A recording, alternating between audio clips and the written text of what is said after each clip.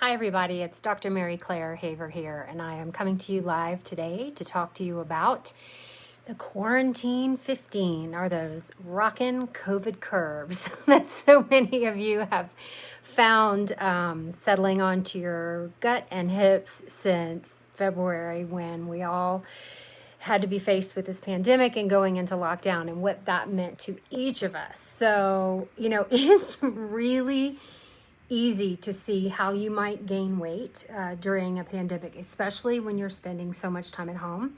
As it turns out, so I did some research. Comfort food recipes are trending on Google.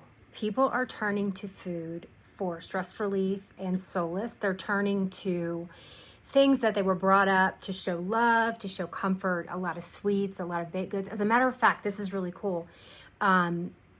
The grocery stores have ran out of flour. Many chains were running out of flour because people were baking so much.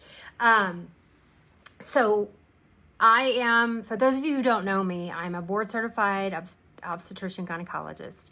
I'm also the creator and founder of the Galveston Diet. And so in my role as a wellness coach, so many people have reached out to me with concerns because of their new COVID curves or quarantine 15, and, referring to the pounds gained since February, March timeframe and the difficulty in getting it off. And so when I talk to them about their struggles, when I talk to colleagues, there's not been a great study yet that's been done about the weight gain across the nation and the world really during COVID, but definitely in people that have come to me and my friends, my colleagues, my family, and patients, they are really, really, really struggling with weight gain. And it turns out that COVID-19, the pandemic, the civil unrest, everything that we're going through in 2020 has created a perfect storm for people who are battling their weights. So why? I mean, it's major life disruption.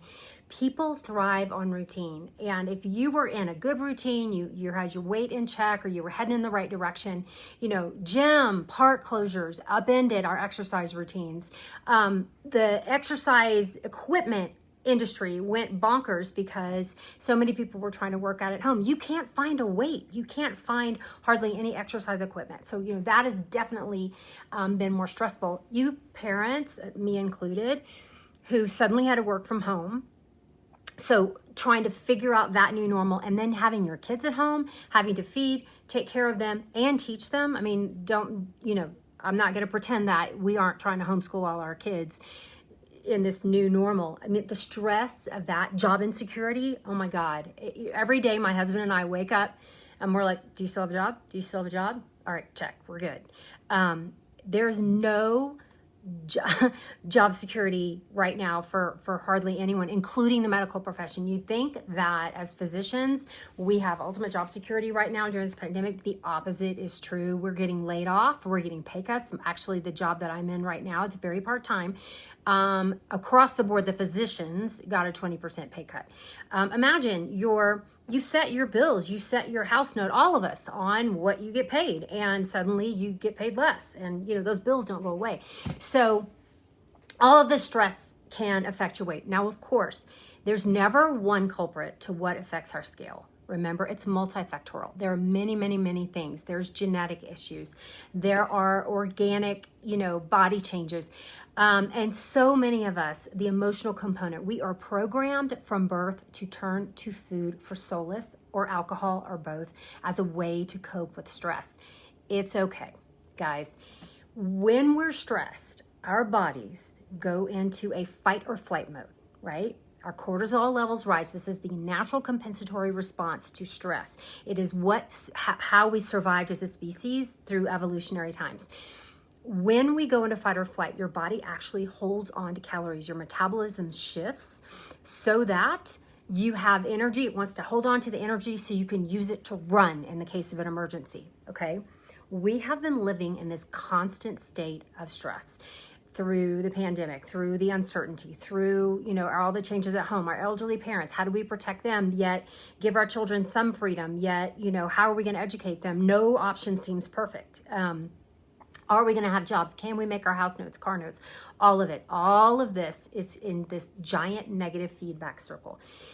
Okay, inflammation. Those of you who know me and know Galveston Diet know that now we're going to layer in menopause for those of you who are in my age group, which is most of you who watch these. Our inflammation levels are going up with hormone changes, and they're going up with age, and now we're adding on this insane amount of stress. Remember, when we have chronic inflammation levels that are high, we tend to gain weight more in our midsection. Okay, that centripetal weight gain. Patients even before COVID who would come to me, friends, people interested in Galveston Diet, would grab their bellies and shake them at me and say, "What is this? I never had it before. This is new. I don't understand what's happening. I haven't changed anything. I eat well. I work out, and this is happening despite all my usual tricks." So it turns out the culprit is chronic baseline inflammation. And with what's going on through COVID and all of the unrest and everything that's happening in 2020, the stress levels are causing our inflammation levels to go up as well. So again, terrible negative feedback cycle. You're gaining weight, it's going to your midsection. That midsection fat, that visceral fat is causing its own organ that is creating inflammatory cytokines, which is increasing your blood levels of inflammation, and the cycle just goes on and on and on. Okay. So now you understand what the problem is. What do you do about it? This is what everyone comes to me. Dr. Haver, help me. I can't keep going like this. There's a problem. I've COVID curves, pandemic pounds, the quarantine 15. Help me. We have got to stop. Okay, so I've got a plan for you. You've got to make a decision, first of all, that what you're doing is not working and you need to make a change. Okay? You can't keep doing the same thing and expect to have different results. You've got to change your routine. You've got to find a way in this new normal to get back into a healthy routine. You have got to know your numbers. If you don't track what you eat, you're doing yourself a huge disservice. There are multiple trackers out there free. My favorite is Carb Manager. It is one that was developed for keto plans, but Galveston Diet is not keto. I just like the database. I like because I count macros and not calories. I love the way it's situated, and I've also uploaded a ton of stuff in there for people who follow the Galveston Diet. So know your numbers, track what you eat, and focus on anti-inflammatory nutrition, and add fasting to your routine if you haven't done it yet.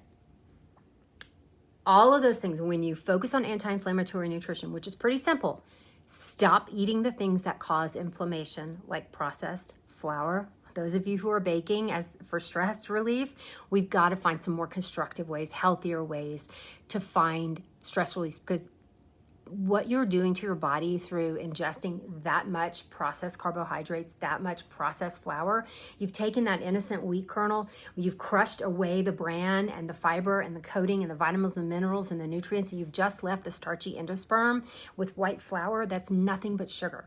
And so sugar is one of the most inflammatory things that you can ingest in your body. You've got, breaking that sugar addiction, breaking that sugar cycle is going to go a huge way into lowering your levels of inflammation. Try to schedule regular exercise. I'm doing an exercise challenge in the Galveston Diet this month. I'm putting tons of links out there for free YouTube videos, free links on different workouts that you can do at home with little to no equipment, so that you can at least get some baseline exercise to help. Now, exercise is not great for weight loss. It is great for weight maintenance. It also lowers stress. You sleep better. There's a lot of non-scale benefits to exercise, which are amazing. Try to get a good night's sleep. Schedule your sleep. Schedule your days. Go to bed by a certain time, wake up by a certain time. Your body depends on the sleep to reset itself and to lower your inflammation levels. There are multiple studies that have come out that have looked at people who are overweight or obese, and their sleep patterns are terrible. They wake up multiple times a night. They have disrupted sleep. They don't sleep enough as far as the total hours of rest that they're getting. So it is really important that you make sleep a priority. If you need help, visit Sleep Well with Dr. Andrea Matsumura. She's one of my besties. I love this woman. She is a sleep medicine specialist. She has a huge Facebook following. She talks all about sleep, the benefits, how to get good sleep. That's not my, she's helped me tremendously with sleep hygiene and focusing on making sleep a priority. The other is decide how you're going to manage your stress. It cannot be baking. It can't. Okay. That is not helping you. If you're a stress baker, bless you. Oh, if you're a stress alcohol drinker, we'll talk a little bit about that in a second. We've got to stop this, okay? Time to put the booze away. Those are not great ways to manage stress. They're actually making things worse in the long run. Meditation, yoga, prayer, if you're, mindfulness practice can help. I subscribe to Headspace. I love it. It's guided meditation. It's 5, 10, 15 minutes a day.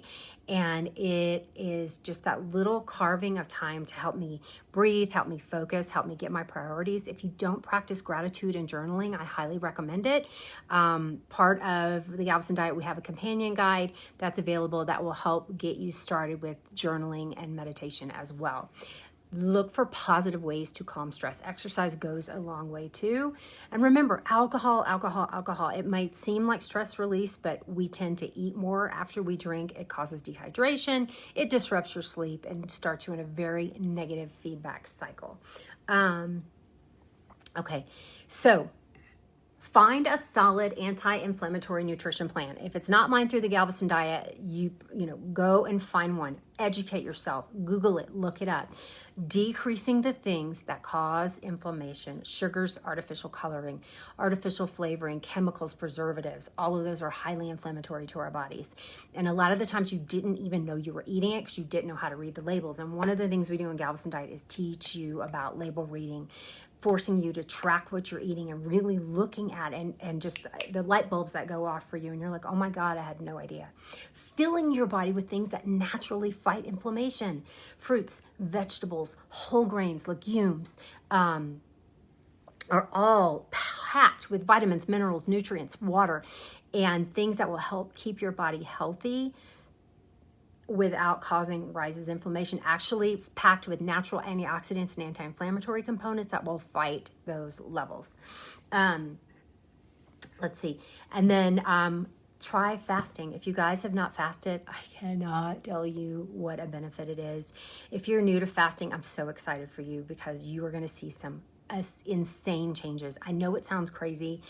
We were always taught 3 meals a day plus snacks. You basically eat the entire time you're awake. There's really no medical benefit. There's no medical data that show that that's actually healthy. And the data that is coming out for intermittent fasting is incredible. Now, don't be scared. We do tons of teaching in Galveston Diet about intermittent fasting, how to do it, steps to get there. We have intermittent fasting challenges here on the Galveston Diet page. You can go back. I think we did one in January if you want to go back and look.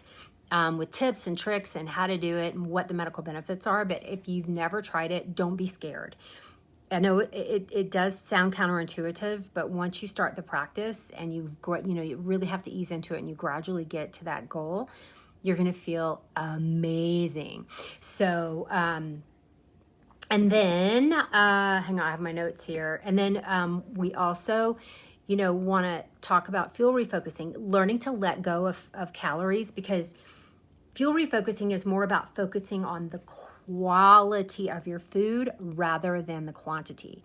When patients and students have come to me through the years and said, I'm not doing anything different. I hardly eat anything. My calorie range is low. I'm like, well, let's take a look at what you're eating. Well, they'd never tracked. All they tracked was calories. They didn't know how much protein, how much fat, how much carbohydrates, the quality of the food that they were eating. They never looked at saturated fat versus unsaturated fats. They never looked at omega-3, omega-6. They never did any research into that.